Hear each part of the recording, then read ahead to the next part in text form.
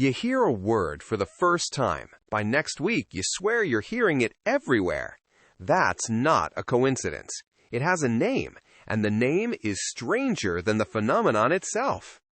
Psychologists call it the frequency illusion. Your brain didn't make the word more common. It just started noticing it.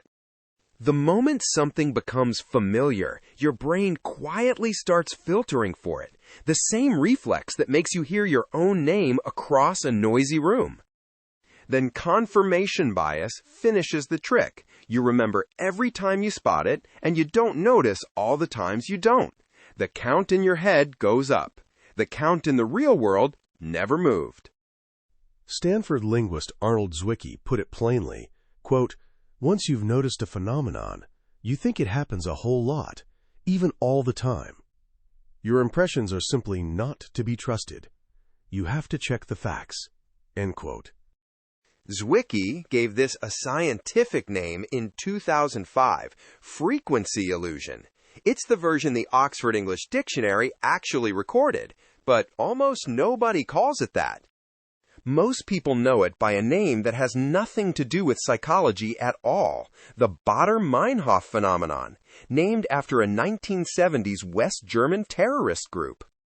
In 1994, a reader named Terry Mullen wrote into his local paper's letters column. He'd heard the group's name once, then ran into it again days later and coined the phrase himself, half as a joke. Two names for the same idea. One from a Stanford linguistics blog, one from a newspaper reader's letter. The one almost nobody uses is the one that's actually correct. It's not just a feeling. A 2022 study checked 118 years of Dutch grammar writing against real usage data and found people really do misjudge frequency exactly the way the theory predicts.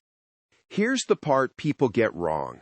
It doesn't mean the thing happened more. It means you did. So next time something suddenly seems to be everywhere, check your attention before you check for a pattern. Sum the facts. Snap the story.